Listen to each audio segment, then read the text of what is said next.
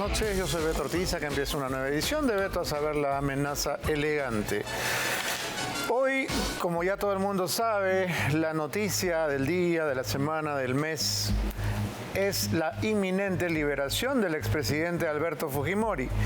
Ya ha quedado establecido que en las próximas horas será puesto en libertad y como en política no existen las coincidencias, habría que reconocer la genialidad de algún estratega que ha puesto este giro de timón en el guión de nuestro país para que todos cambiemos de tema y hablemos de otra cosa. Y lo han conseguido con éxito, ¿no? Hay que felicitar a esos genios que están detrás de cámaras, detrás de bambalinas. Si esto es obra de algún maquiavélico creador de psicosociales, colocar en este momento, en esta coyuntura, la liberación de Alberto Fujimori para que se incendien las calles, chillen los caviares, grite la izquierda, salgan nuevamente todas las ONGs, todas las organizaciones, todos los Carlos Riveras, etcétera, etcétera, etcétera, es una gran idea, ¿no? Porque automáticamente todos los demás escándalos quedan apagados, como por arte de magia. Vamos a hablar de eso más adelante, pero ahora vamos con el tema más importante, que es la presentación de la fiscal Patricia Benavides ante la Comisión de Fiscalización del Congreso. En el hemiciclo, la doctora Benavides ha negado ser la cabecilla de una organización criminal y ha dicho que todo esto es un show mediático generado por una persona que tiene mucho apetito de poder. Vamos a escuchar. Paso siempre las mentiras. He sido convocada para informar sobre la calumniosa imputación de ser líder de una organización criminal enquistada en la Fiscalía de la Nación. Y vengo a desmentirla totalmente. No existe una organización criminal, ni lidero una organización criminal. Por el contrario, he luchado contra el uso político de la función fiscal. No solo hay una venganza política, sino un fin político inmediato de sacarme del sistema de justicia.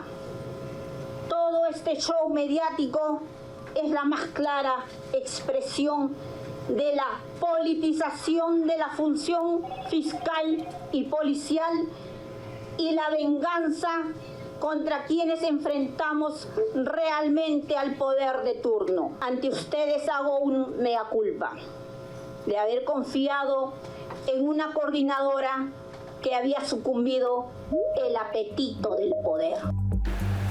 Bueno, es saludable que la doctora Benavides haga un mea culpa, pero el mea culpa también tendría que incluir las invitaciones que le hacía a la doctora Barreto para que se vaya de viaje a un evento internacional, no me acuerdo dónde era, en Colombia creo, ¿no? Invitaciones de viajes internacionales, ofrecimientos de ascensos para que fuera fiscal suprema, ¿no? De esa parte no nos contó mucho la fiscal Benavides.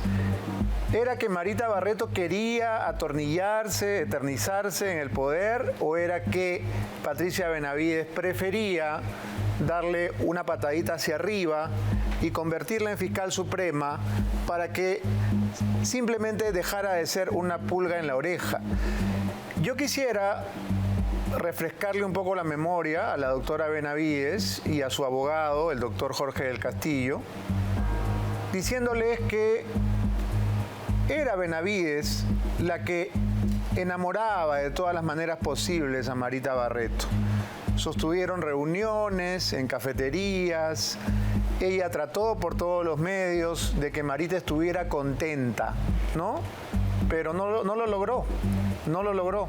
Y la verdad es que me parece que este testimonio no está completo.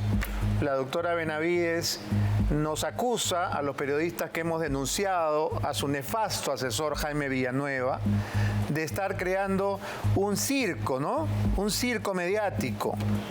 Pero En esa historia faltan personajes, faltan capítulos en esa miniserie, doctora Benavides, y nosotros le vamos a ayudar a refrescar su memoria.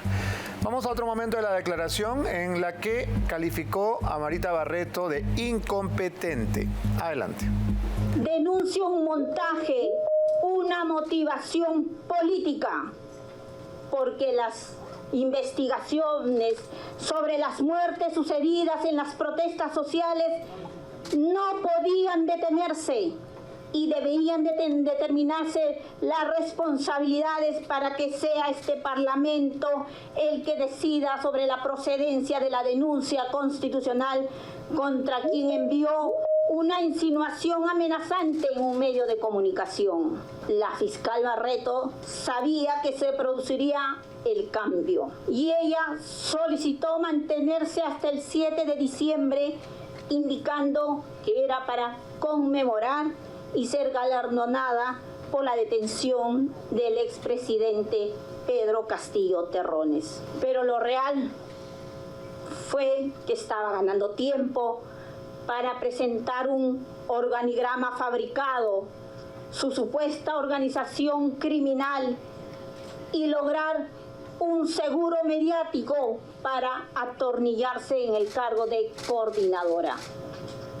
Se usan los supuestos chats de un funcionario de mi gestión que ha estado en el Ministerio Público desde el año 2015. Una fiscal incompetente decidió investigarme. Esa es la verdad. Se me investiga sin respetar el fuero constitucional que corresponde. ¿Quién quiere la Fiscalía de la Nación? ¿Y para qué? ¿Quién está detrás de esta conspiración contra el Ministerio Público, la Defensoría del Pueblo y el Congreso de la República? Bueno, a los periodistas no nos ofende cuando las autoridades se sienten tocadas, se sienten hincadas y le emprenden contra nosotros, ¿no? Cuando quieren matar al mensajero. Pero sí nos ofende cuando tratan de vernos la cara de estúpidos y nos cuentan una verdad parcial. La historia que está contando la fiscal de la Nación es una historia incompleta. Es solamente la parte que a ella le conviene contar. Lo que ella no nos cuenta es que a pedido suyo, Marita Barreto se reunió con ella el 15 de noviembre de este año a las 7 de la noche en una cafetería de San Isidro. Si me está viendo, doctora Benavides, haga memoria.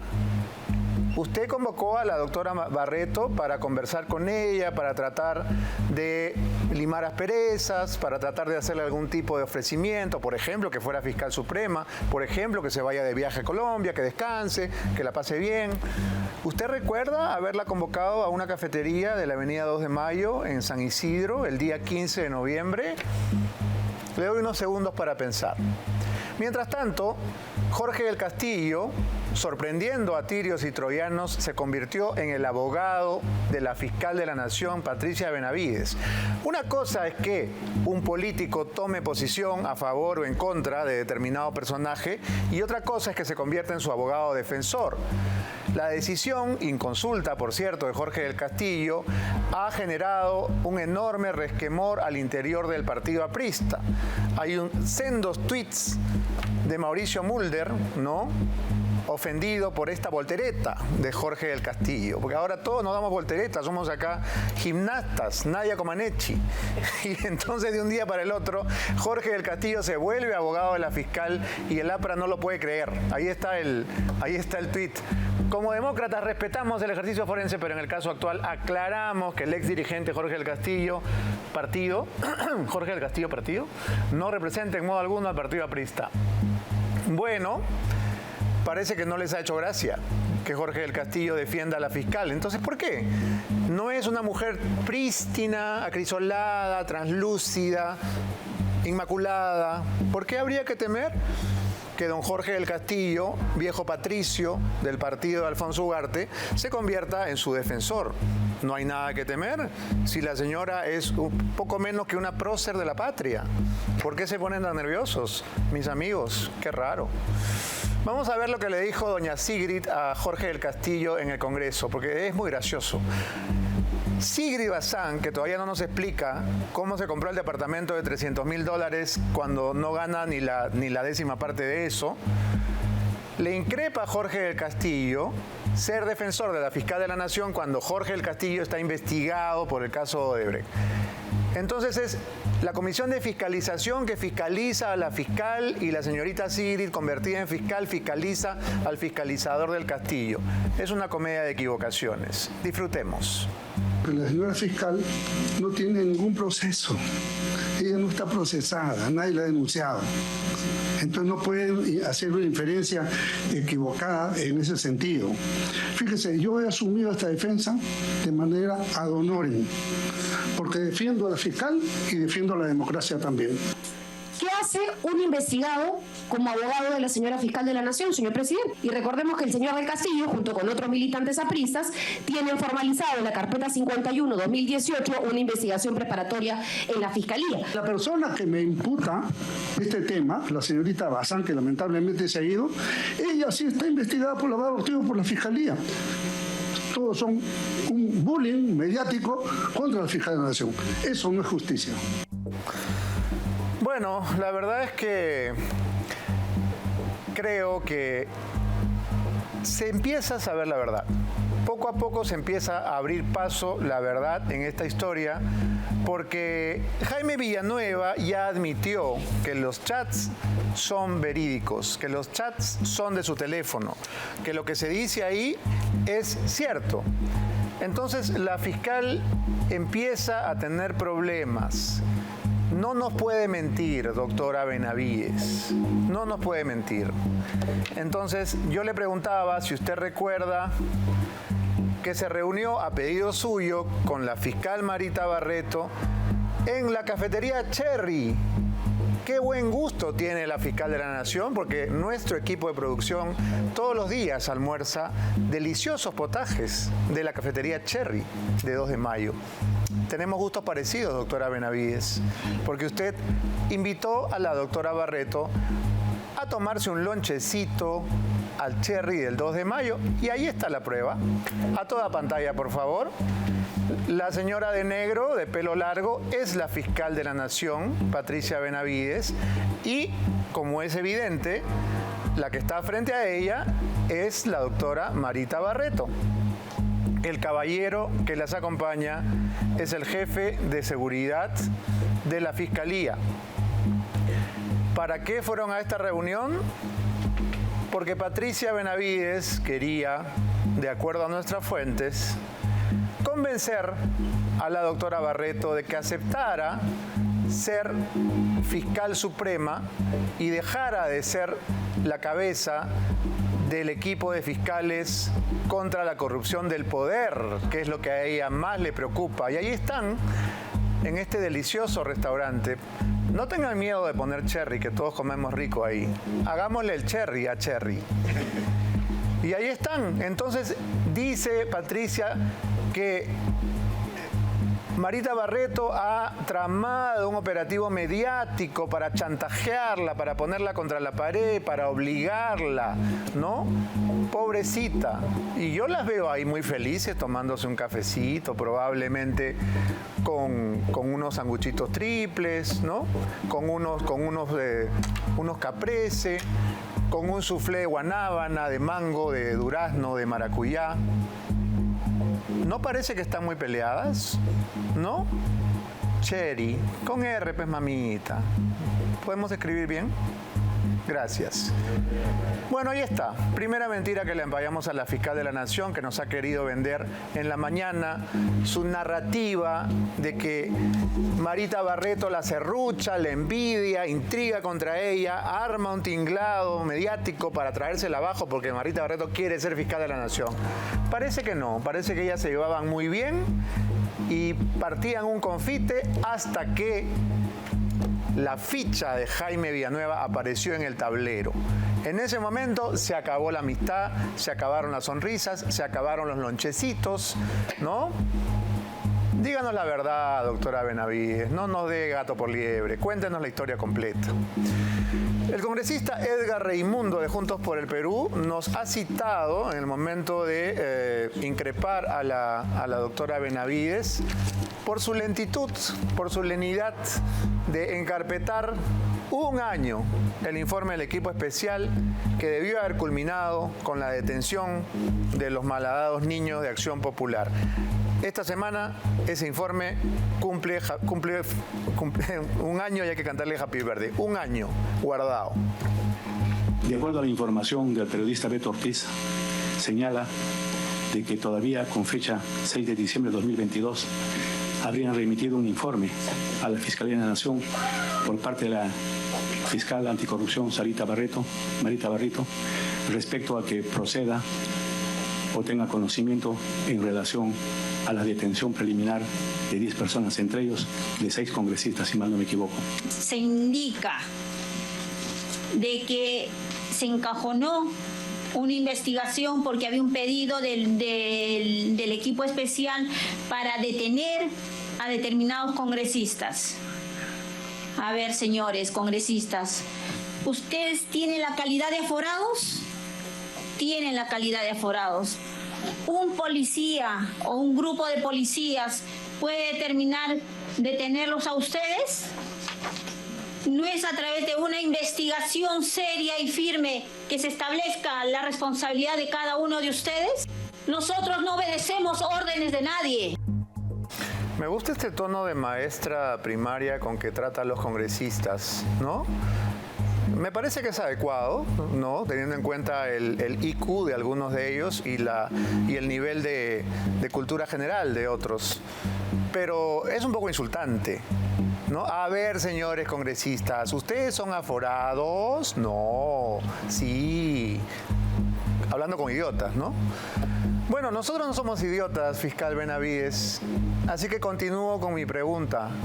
¿Se acuerda usted para qué invitó a la doctora Barreto a la cafetería Cherry de 2 de mayo? ¿Se acuerda? Porque si no se acuerda, yo le puedo hacer acordar. 15 de noviembre, 7 de la noche, usted fue con la seguridad de la Fiscalía. ¿Y para qué la invitó? A pesar de que Marita era reacia a acudir a esa reunión. Le refresco la memoria.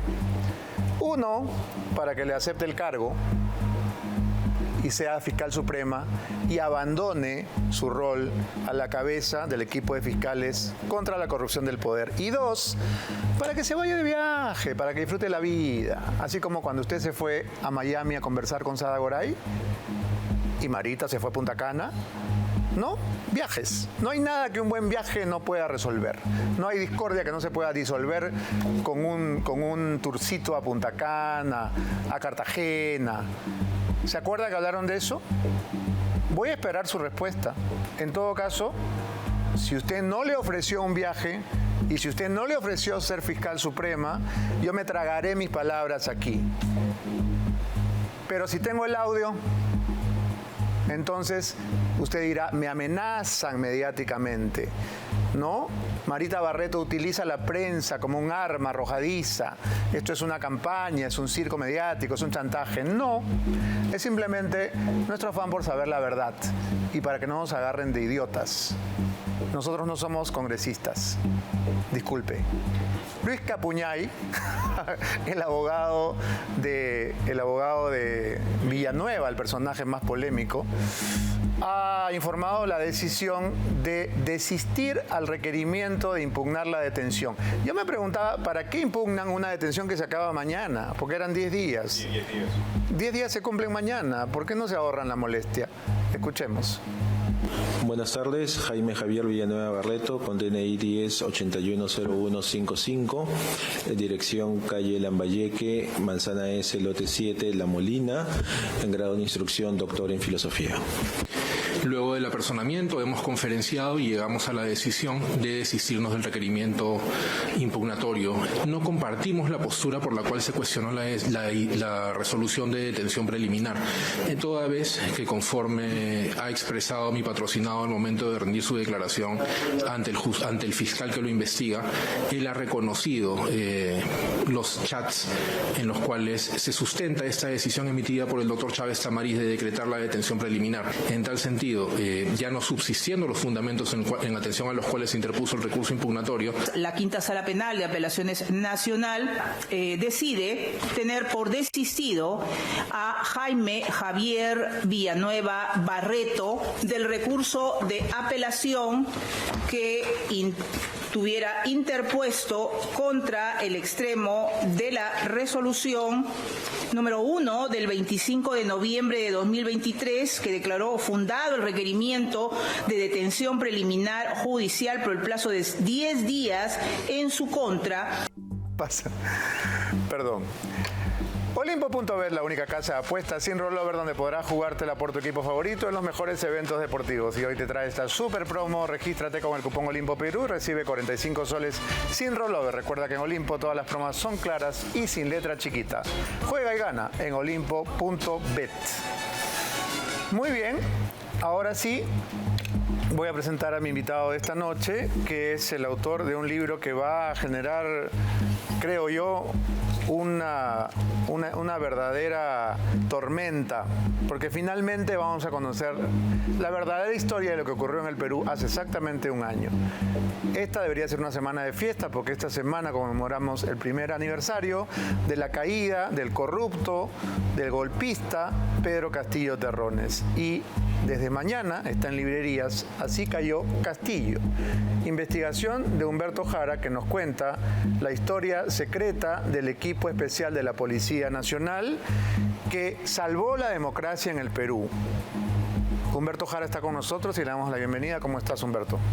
¿Qué tal, Beto? Buenas noches. Gracias por la invitación. No podía ser más oportuna la publicación del libro, no tanto por el aniversario que tendríamos que celebrar, sino sobre todo por lo que está ocurriendo en estos momentos con la fiscal de la Nación y con la amarga revelación de que el Ministerio Público ha encajonado investigaciones claves, cruciales para los peruanos.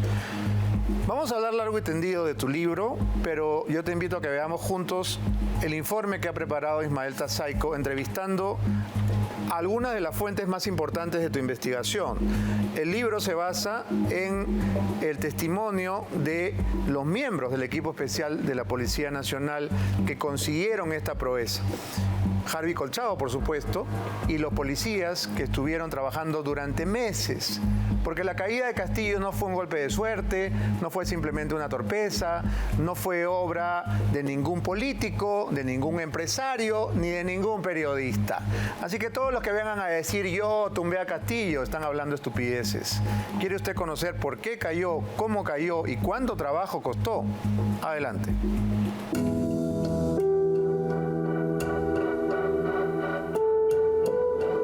Fue así que el maestro rural que llegó a ser presidente de la República intentó romper el orden constitucional peruano. Tomamos la decisión de establecer un gobierno de excepción orientado a restablecer el Estado de Derecho y la democracia. Aquel hombre de sombrero chotano, en quien parte del país puso todas sus esperanzas, intentaba sin éxito derrocar nuestras instituciones democráticas. Disolver temporalmente el Congreso de la República e instaurar un gobierno de emergencia excepcional. Se declara en reorganización el sistema de justicia, el Poder Judicial, el Ministerio Público, la Junta Nacional de Justicia, el Tribunal Constitucional. Un año después podemos asegurar que este desesperado golpe de Estado no se gestó en pocos días u horas. Fue el resultado de varios meses de minucioso trabajo. Cuando Pedro Castillo salía tembloroso a patear el tablero de la democracia, pocos entendían el porqué de su decisión. ¿Por qué hasta los personajes más cercanos a Perú Libre dudaban de lo que estaba pasando? ¿Por qué no sabían los ministros de Pedro Castillo de semejante medida que tomó el presidente? ¿Cuál fue el detonante que hizo que saliera desesperado a dar el golpe que acabó con su gobierno? Todos tienen la foto del día 7, entonces todos se enfocan a qué sucedió el día 7, la intervención, la detención del presidente, ¿no? Pero nadie sabe de que detrás de ello ha habido 5 meses de una prolija investigación. Ya, ¿alguna palabra, por favor, señor presidente? Una palabrita, por favor. 1, 2, 3, 4, 5, 6. Escúchame. 1, 2, 3.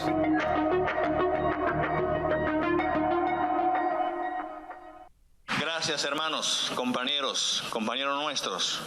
Como ustedes siempre hemos estado en las calles. Hoy quisiéramos que pasemos de la calle a dar soluciones a los problemas emergentes que tiene este país. Siempre aparecía a su lado. Fue secretario general de su despacho y el primero en iniciar la caída de su nefasto gobierno. Estuvo prófugo, pero luego se entregó y se hizo colaborador de la justicia. Animó a personas investigadas o que no estaban investigadas a que pudieran solicitar de manera voluntaria el inicio de proceso de colaboración eficaz, ¿no? Pacheco se hizo colaborador eficaz a fines de julio del 2022. Empezó a contar sobre los generales de la policía que habrían pagado coimas, las tesis truchas de Castillo y su esposa Lilia Paredes. Confirmó la existencia de los niños de Acción Popular y añadió que no eran 6, sino muchos más. Posterior a la entrega de él, iniciamos la fase de corroboración con el colaborador eficaz número 3, que proporcionó información útil, relevante, que nos permitió corroborar hechos ilícitos que había estado cometiendo la organización criminal liderada presuntamente por el expresidente Pedro Castillo. A partir de eso vino el operativo Anguía. En Palacio de Gobierno, la preocupación crecía al saber que Pacheco había cantado todo lo que sabía sobre la argolla chotana instalada en el poder. Fue un video en la que aparecía la cuñada del presidente, Jennifer Paredes, el que dio inicio a otra de las preocupaciones de los corruptos que se habían instalado en Palacio. A tan solo 10 días de haberse conformado, que fue un 18 de julio del 2022, el 27 de julio del 2022 estaba presentando el requerimiento de detención preliminar para este primer caso, al cual denominábamos caso Anguía. Se realizó el megaoperativo y en base a los elementos sólidos que teníamos, se logró que uno de los detenidos, que fue Hugo Espino, se acoja a la colaboración eficaz e incluso devele su identidad para hacer conocer a detalle de cuál era el modus operandi de esta presunta organización criminal y logró pues corroborar la tesis de la investigación que nosotros habíamos planteado. Ya no eran solo los socios, amigos o su secretario. Su esposa y su cuñada, considerada su hija, también serían parte de esta mafia chotana que desfalcaba el Estado. Los personajes principales fue el que se acogió a la colaboración eficaz y develó su identidad, que fue Hugo Espino, y quien, gracias a su información y a los elementos de convicción, se logró la prisión preventiva de Nenil Medina y de la señorita Jennifer Paredes. Tan duro golpeó la investigación a quien consideraba a su hija, que Castillo hasta dio un mensaje a la nación para defenderla. Montando un shock mediático, la Fiscalía allana mi domicilio en busca de mi hija, creyendo que con ello van a doblegarme. Poco a poco, el equipo especial de la policía cerraba el cerco. Cada vez eran más personajes cercanos a Castillo que eran detenidos, investigados o pasaban a la clandestinidad. Los investigadores descubrieron también un grupo de poder paralelo, de ministros alternos, de gabinete en la sombra, personajes que decidían el destino del país sin aparecer en la foto. cabe precisar que estas personas, estos que actualmente son investigados en una carpeta fiscal en el equipo especial de fiscales contra la corrupción del poder, no eran funcionarios estatales y mantenían sus reuniones fuera de Palacio de Gobierno, que es el núcleo de las decisiones de gobierno. Estas personas eran aquellos que planificaban, coordinaban principalmente el hecho que hemos podido nosotros desarrollar y encontrar diversos elementos de convicción que nos han hecho presumir la existencia de una presunta organización criminal. La investigación a los asesores en la sombra nos ha llevado a conocer ese núcleo de personas que desde no solamente se pusieron en contubernio durante el gobierno de Pedro Castillo, sino más bien las investigaciones nos hacen presumir que ya venían trabajando desde mucho antes, desde antes del 28 de julio de 2021, desde la campaña, desde el financiamiento que tenía esta persona para poder llegar al poder. Ya El País hablaba de Abel Cabrera, Auner Vázquez Cabrera, Viverto Castillo León, Eder Vitón Burga y Alejandro Sánchez Sánchez. También de Salatiel Marrufo Alcántara, de quien hablaremos más adelante.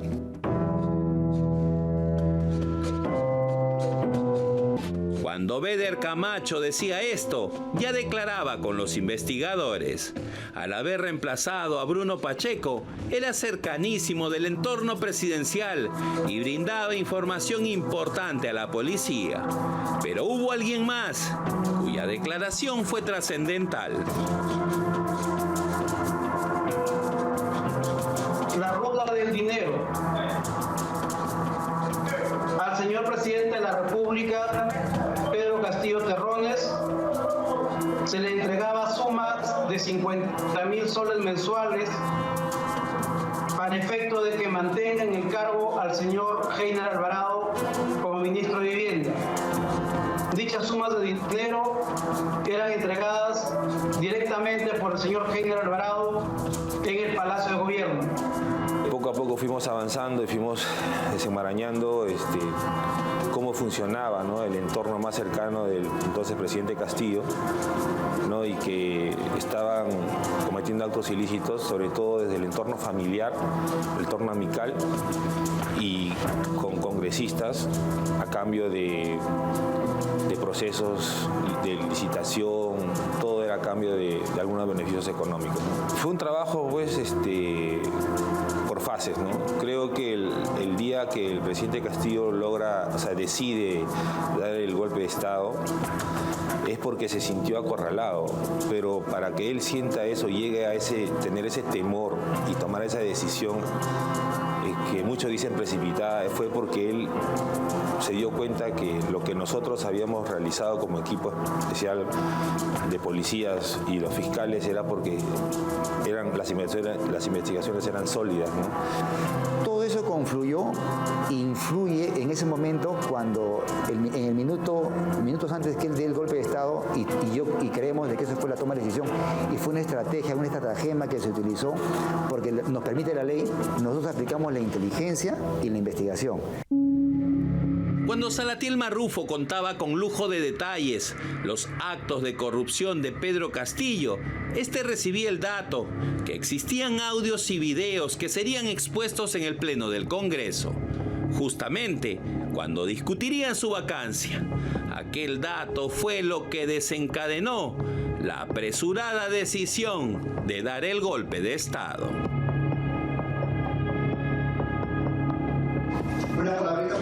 1, 2, 3, 4, 5, 6.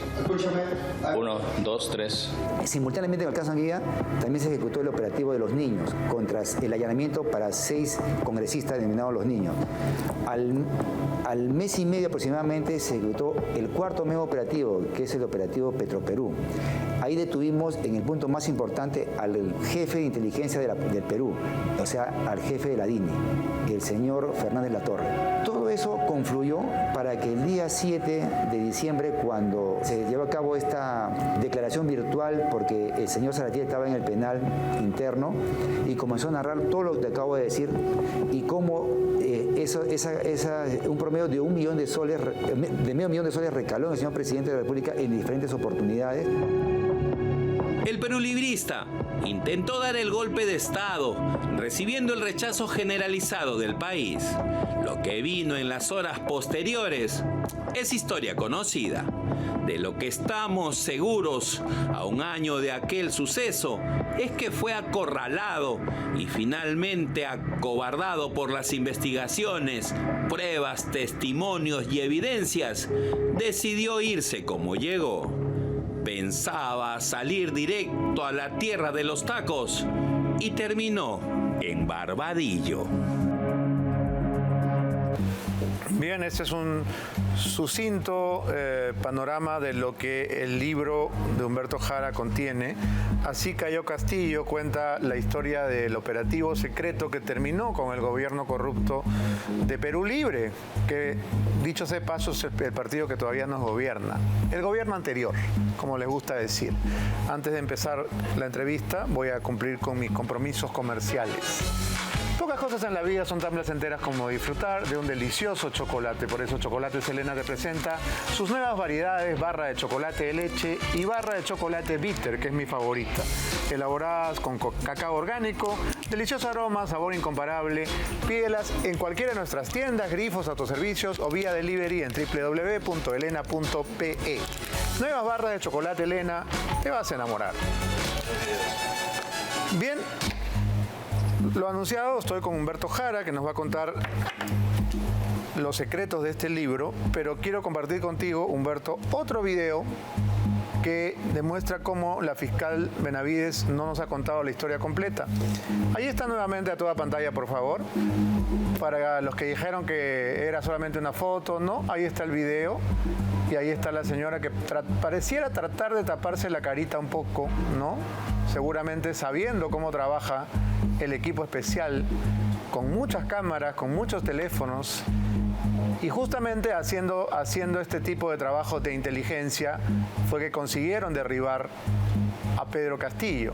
Ahí no queda duda, es la fiscal de la Nación, es el 15 de noviembre, son las 7 de la noche y le ha invitado un lonchecito a la que ahora dice era su serrucho, era la siniestra fiscal incompetente que trataba de quitarle su silla. Pues no, ahí están felices de la vida, tomando el té. 15 de noviembre, 7 de la noche. Bien, Humberto, ¿cuál ha sido la razón principal por la que tú has decidido publicar esta investigación? Pregunto esto porque comienzas haciendo un diagnóstico de lo que eran esos días tan oscuros y no puedo sino identificarme con las líneas del inicio cuando escribes sobre el silencio de los buenos. En medio de la corrupción, en medio del saqueo de nuestro país, empresarios, políticos, profesionales e incluso periodistas se hicieron los ciegos, se hicieron los tontos, se adaptaron, se subieron al coche o se fueron a vivir a Europa. ¿Qué de todo esto te animó a emprender esta tarea tremenda de investigar la verdadera historia de la caída de Castillo? Sí, Beto, fueron dos cosas. Lo primero, como señalas, para mí fue un desencanto inmenso como ciudadano, como periodista, el descubrir cuánta cobardía puede existir en nuestro país cuando nuestro país se pone en peligro. Hay una cosa que creo que nadie con un mínimo de sensatez puede discutir, que en el gobierno de Pedro Castillo estuvimos en manos de una horda que lo que quería era implantar una dictadura de izquierda pintoresca, absurda, porque contenía todos los matices, y a la cual además gente de clase media, como los que se llaman caviares, se sumaron simplemente por oportunismo. Pero en toda esa etapa yo pensé que en algún momento las personas que tenían capacidades para afrontar, las personas que podían contrarrestar lo que los medios de comunicación del Grupo El Comercio hacían para proteger a este gobierno, por lo menos ayudarlo a llegar. No seas mezquino, no solamente el Grupo El Comercio. Exactamente. Y un Exitosa, Latina, RPP, ¿no? Hay que ser generosos. Sí. Entonces, esa etapa para mí fue de sentir real vergüenza, porque este es el país en el que vivimos y esos empresarios, esos periodistas, esos profesionales y todos los que se acobardaron frente a lo de Pedro Castillo, a mí me daba una sensación de que esto no puede ser. Esa fue la primera razón. La segunda es que cuando se dio el golpe, en un país de opinólogos, donde todo el mundo, desde su escritorio o sofá en la sala, cree tener... O desde el Starbucks, ¿no? O del Starbucks, la razón, y opinan, y te dicen, y hasta te descalifican y todo. Todo el mundo atribuía una razón al golpe. Todo el mundo decía fue por tal cosa, por tal otra, o se atribuían ciertas paternidades. Y yo lo único que hice fue cumplir con el deber que tenemos los que hacemos periodismo de investigación, investigar. O sea, yo decía, no puede ser que el señor Castillo se despertó y dijo, vengan Betsy y venga Aníbal y vamos a dar un golpe. Me ha provocado. Sí, me provocó. Ajá. No, tenía que haber una historia. Entonces, durante meses me puse a tratar de rastrear, a buscar, etcétera, hasta que supe que los autores de todo un trabajo valioso y valiente eran los miembros del equipo policial de la Policía Nacional del Perú, que lidera el coronel Harvey Colchado. Y que hoy en el ojo de la tormenta. El ojo de la tormenta, y al que lo acusan, lo insultan y le dicen cosas. Pero fue él, junto con el coronel Walter Lozano y el equipo especial. Entonces me tomó trabajo convencer de que puedan contar la historia, porque no tenían el ego de decir yo he sido, mientras había muchos que caminaban por todo lado diciendo yo me traje abajo a Castillo. Ellos habían cumplido su deber y no querían más nada. Y todos los que dicen ahora yo me traje abajo a Castillo hubieran hecho algo, Castillo hubiera caído mucho antes. Mucho antes. Estuvieron en la platea sentados. Es más, si hubieran cumplido con lo suyo, no habría llegado al poder. Absolutamente. Porque se sabía. Este programa fue mostrando sus relaciones con Sendero, sus relaciones con el Movadef y todo. Pero no hicieron nada. No a Keiko, pues. Claro. Entonces, ahí fue donde empecé a trabajar y a buscar, a indagar, a obtener el testimonio valiosísimo de este equipo, hurgar en documentos, hasta poder determinar lo que había ocurrido. Yo quiero aprovechar para contarle a la gente que lo que has construido es un relato trepidante, casi minuto a minuto, de cómo se fue construyendo la caída de este personaje tan nefasto. Va a ser imposible que reseñemos el libro completo, pero sí es importante que luego de la pausa le contemos a la gente cómo todo comenzó con un personaje, Bruno Pacheco. Cómo Bruno Pacheco fue el primer prófugo y el primer personaje que destapó esta olla de corrupción que era el gobierno de Perú Libre. Vamos a hacer una pausa, pero regresamos con Humberto Jara. Tu cuerpo necesita generar colágeno y no comerlo, porque cuando lo consumes el cuerpo lo toma como cualquier alimento y lo elimina. Por eso Biosil, cuya molécula fue patentada en Europa y Estados Unidos, reactiva tus células para que produzcan su propio colágeno. Pide Biosil en cualquier cadena de farmacias a nivel nacional. Ya regresamos.